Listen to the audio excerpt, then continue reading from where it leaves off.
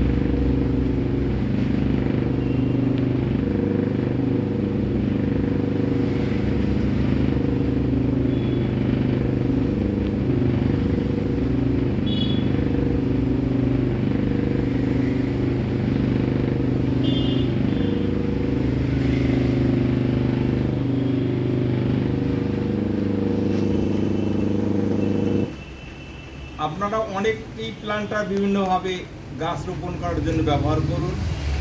দেখুন, এটা সম্পূর্ণ একটু আনকমন সেই প্লান্টারটি।